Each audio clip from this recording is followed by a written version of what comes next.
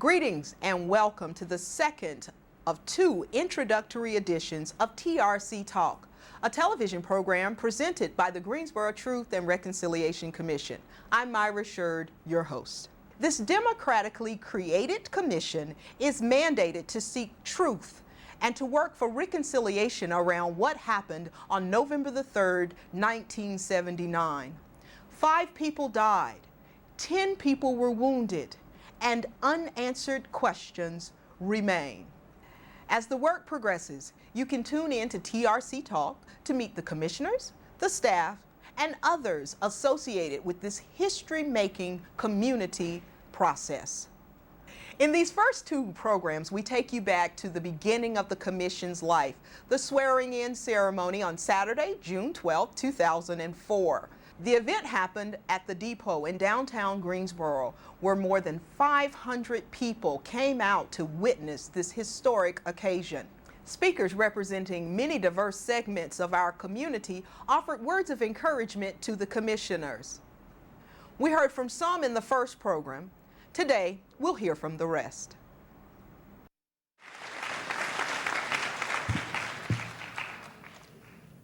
Brother Congressman, Sister Mayor, Brother Judge, sisters and brothers of this commission, my sisters and my brothers all, I am honored to be among the citizens of my city and this nation and this world of ours, honored to be among those who will speak on this historic and historic occasion.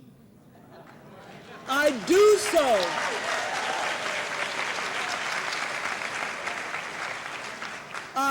so for the entire education community, and of course, as the president of Bennett College for Women, which has been a vital part of Greensboro, North Carolina since 1873. Our entire education community, when it is at its best, works in the interests of discovering, indeed in the interests of promoting truth, and in the interest of making this world of ours a place filled with peace, with justice. And now, my sisters and brothers, I must name how profoundly Bennett College is tied to this moment in the interests of truth and reconciliation. For you see, the heart and the soul of all in the Bennett College community, those hearts were pierced when one of our very own, our alumna, our sister, Sandy Smith, was a victim of the horrific events of November 3, 1979. This righteous sister was acting on the dictates of her conscience and her beliefs. And for that, with her sister and brother comrades, she was robbed of her life. And so it is that on this day, this critically important day in our city, we in the Bennett College family open our hearts and our souls to the possibility that truth about the shameful and tragic events of November 3rd, 1979 will be fully told, and true healing and reconciliation can begin. I was not there on that fatal day, but I too was wounded. Indeed, some of my life was taken. For as Dr. Martin Luther King Jr. so clearly reminded us, an injustice to any of us is an injustice to all of us. may the newly installed Greensboro Truth and Reconciliation Commission do its work well, so that from the darkest and most shameful hour in the modern history and her story of Greensboro, truth and reconciliation will pour down upon us, and peace with justice will come in the morning. I come to you today in my uniform, my Teamster uniform. I'm a Teamster representative. My uniform speaks of 100 years of history in our organization that we celebrated last year. This means that I, as a Teamster representative, inherit 100 years of fighting history that obligates me as a Teamster representative to go where there is injustice in our community, to go into the streets, to look to build coalitions with good people. It's a tradition that transcends time. I know the torch I carry today and bring to bear in my hometown of Greensboro is one that I believe will help elevate people's lives. But the tradition does transcend time. When I look back 25 years ago and I see that film and I see labor activists and community activists using rallies and song to try to build a movement that would change our community, I can't help but see a part of myself and hope that because I carry that torch today, that I would have been there in the streets with them 25 years ago. That could have been me. That could have been my brothers and sisters doing what I know God has sent me on this earth to do, and that's help people. The truth is, I'm not at peace. The truth is, I have not reconciled what I watched again this morning. The truth is, I need your help, commissioners. I am a man that believes in God, and I promise you that I will go down this path of truth with you. I will go down this path of reconciliation with you, seeking peace and justice and truth in the end. And I thank you so much in leading us on that effort. Good morning to you all. Good morning, Commission and judges. Today is really a great day in our city because we've had a cloud over it called cancer for over 25 years.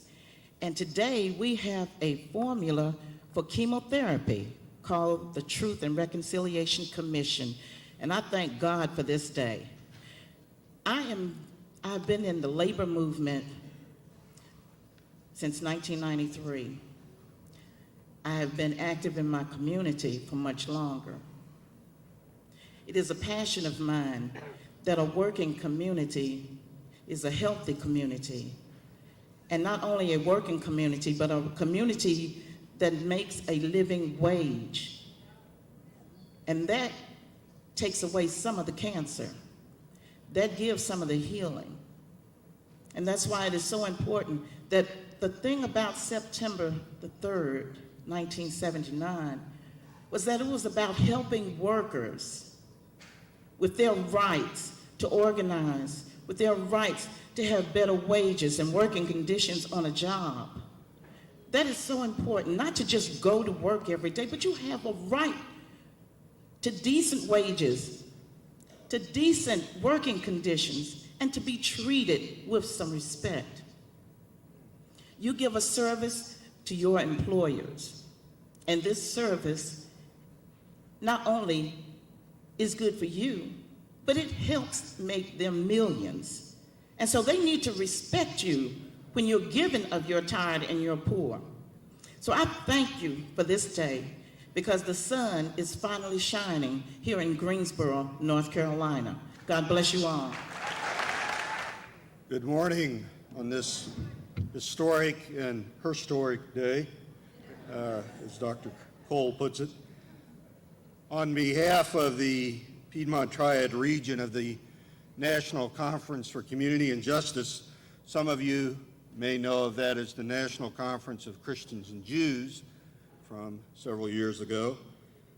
I bring the best wishes and hopes for the important work that this commission is about to begin.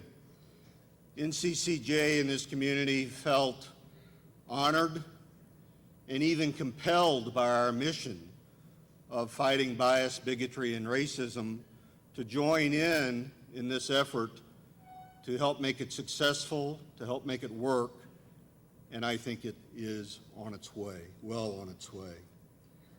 Our wishes and hopes are that the work will unite this community, bring healing to a wound so long open, and create a community-wide spirit resolved to end violence and hatred that leads to the terrible events like that of November 1979. We have hope, too, that all in this community will remain positive and open-minded as this commission goes about seeking reconciliation and bringing us all back together so that we can move forward. It can never be wrong or a waste of time to try to bring our community and our people together in peace and respect. NCCJ has a motto, a national motto, that says, "We open minds." It seems to apply perfectly to the work of this commission. Thank you. Good morning. I want to make a brief correction. I'm not the vice president. We do have some of our executive committee members present, and our first vice president is present, Ms. Gladys Shipman. But I'd like to say I am elated to bring you greetings from the Greensboro Branch Executive Committee of the NAACP, and from our president, Attorney Mark Gray, who regretfully could not be here this morning. I'd like to also say that I'm bringing greetings from our members at large. It is indeed, and it was an honor for me to have been selected to represent the NAACP on the selection panel, and I am very grateful for that. This project has deep meaning for me on a personal level because many of the persons involved I do consider family members of mine, and it is so I am deeply honored. The NAACP has historically, I'm sure you're all aware, the history of defending not only civil rights but human rights, not just for the African American community, but the community of all peoples of this world. Therefore, it is fitting that the NAACP wholeheartedly endorsed this project. It is committed to pledge our continued support. Thank you. As a member of the college community, I am so excited to be here today and to thank this commission for helping our community redefine the way that we learn about each other and redefine the way that we learn about the ways that we can interact, and to re-educate our community in the ways that we understand both our past and our present and the way that they intersect. As someone who loves to learn, it's an education that I'm very excited to be a part of, and I think that that's really important for the college community at large. So I'm very thankful that you're here.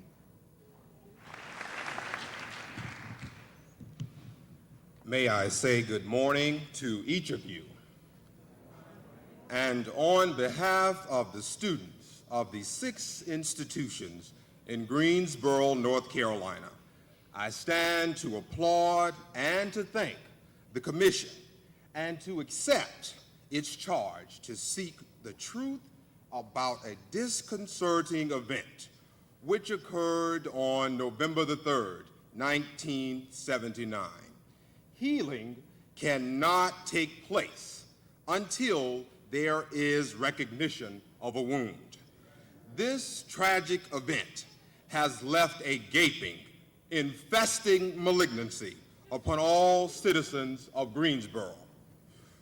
It is to all of our elation that one concerned group has taken the helm to turn this unsolved malady into a healing balm, to reunite all citizens of Greensboro.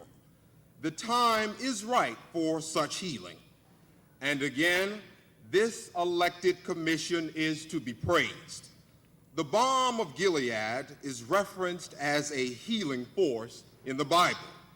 Thus, the message from the United Institutions of Greensboro is to thank you for offering such a balm in Greensboro. May the healing force be with you. For as the greatest thing in the world now is not in where we are, but in which direction we plan to move. Thank you.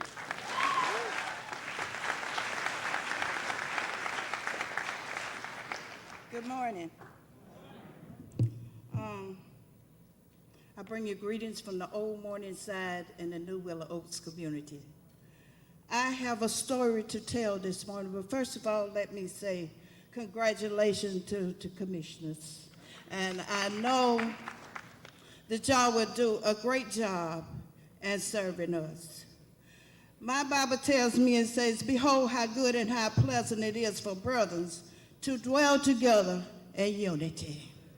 And I thank God for this day. First of all, I thank God for my pure being today, because on that day, I almost had two tragedies, my baby son and my daughter.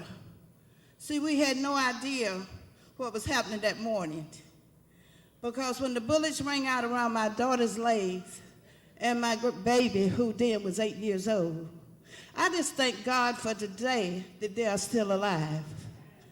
And I thank God for the Reconciliation Truth Commissioner for trying to find out the truth of that day.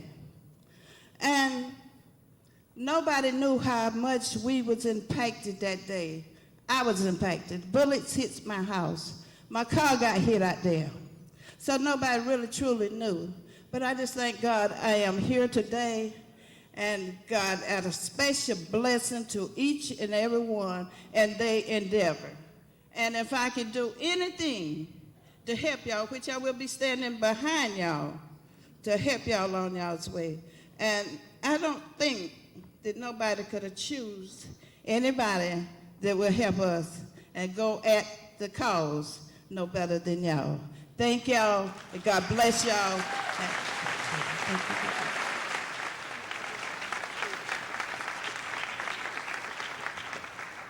Good morning.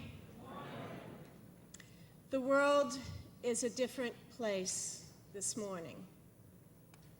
On behalf of the survivors of the Greensboro massacre, I would like to thank the local task force for making this day possible.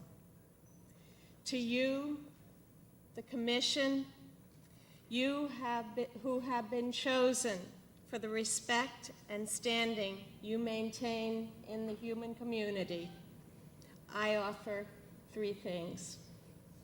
First, our gratitude for your willingness to undertake this difficult but ultimately very rewarding task.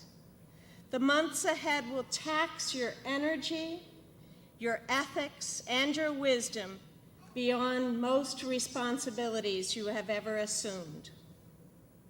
Second, I offer you the names of those who were killed that day. Bill Sampson, Michael Nathan, Sandy Smith, Jim Waller, and Cesar Cauce.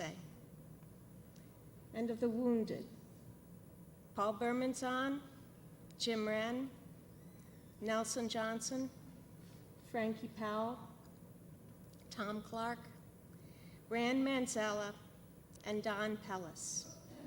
If any of them are here today or their widows, please stand.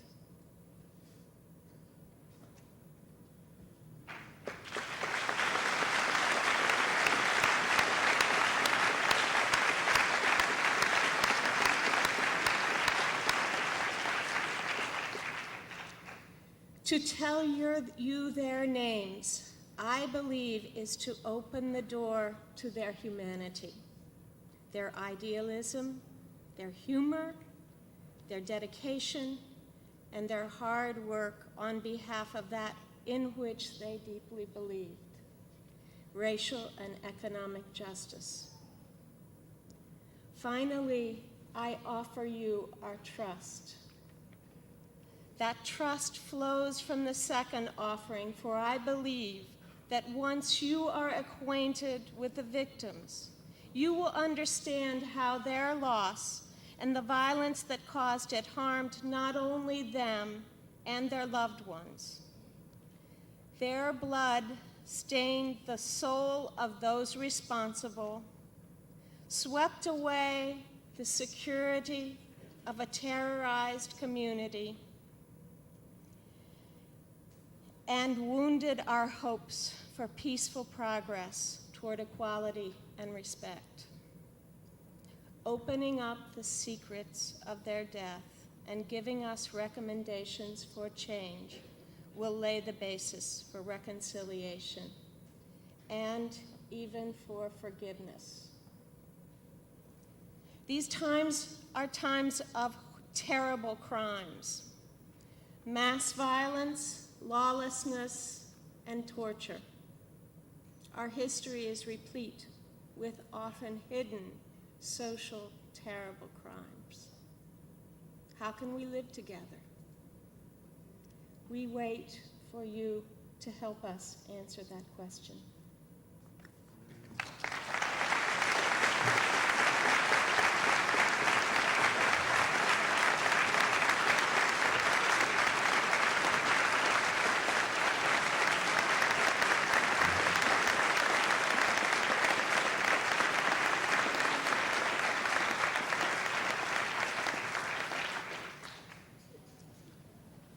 In addition to the survivors of that tragic incident, I want to acknowledge many who struggle every day to survive, because it is the meaning beneath the meaning. And I'd like to ask my brothers and sisters associated with the Hospitality House to please stand.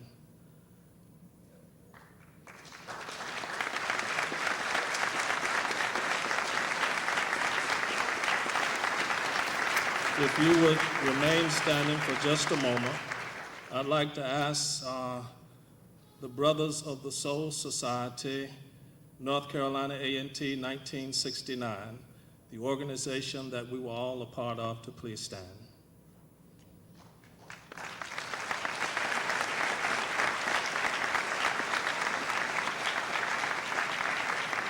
And I'd like to ask my beloved friend, the fastest running back from North Carolina A&T, and now minister in the Nation of Islam, Brother Willie Muhammad, to please stand.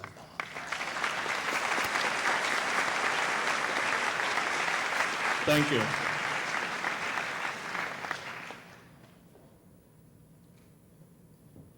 Commissioners and community, this is an humbling moment and an inspiring moment for me.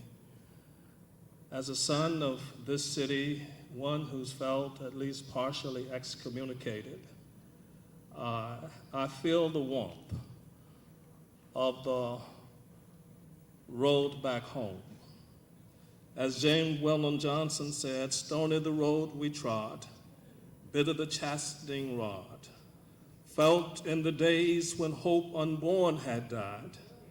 Yet with a steady beat, have not our weary feet come to that place where our mothers and our fathers sighed.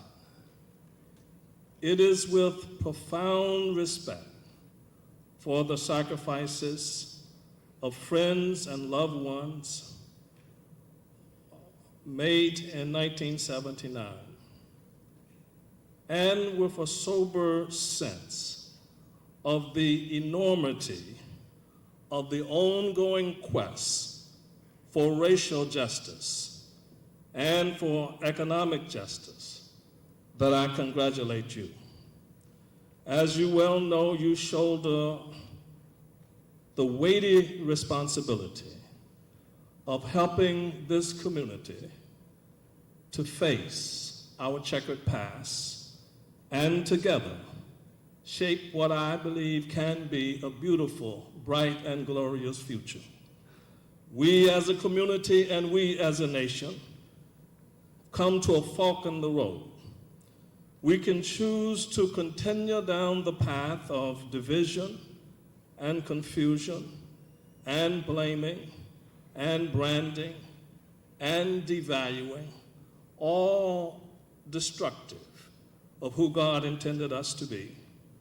Or we can choose the road less traveled, the road of affirming the dignity and the worth of all of God's children, the road that respects the right and indeed the responsibility to dissent, the road that seeks sincere truth and forgiveness, restorative justice, and quality reconciliation.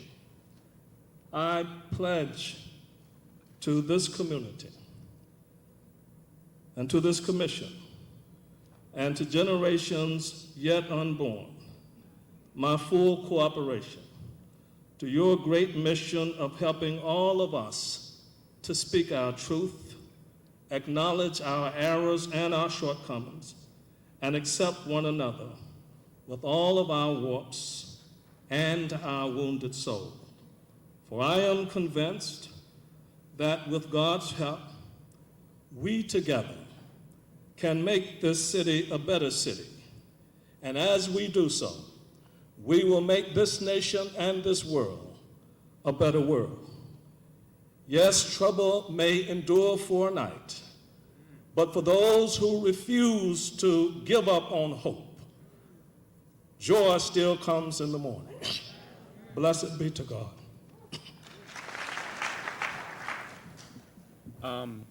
As the chair of the Greensboro Neighborhood Congress, I want to tell you a little bit about who we are. We came together about a year and a half ago.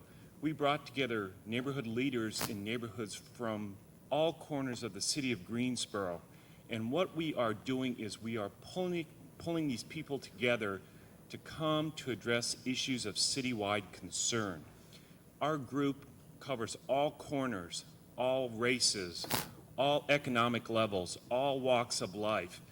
And the nice thing about this, and what I want to tell you today, and the commissioners today, is there was uniform, unanimous, clear support for this commission. And I can speak, I think, from the neighbors and the citizens across Greensboro, and that is, thank you very much for your work. We appreciate it. In case you've just tuned in, you've been watching TRC Talk on Greensboro Community Television. If you want more information or want to get involved with the Greensboro Truth and Reconciliation Commission, please visit www.greensborotrc.org or call us at 336-275-6462. We also welcome your feedback on the show, which is a work in progress. Please send your comments and questions to trctalk@greensborotrc.org.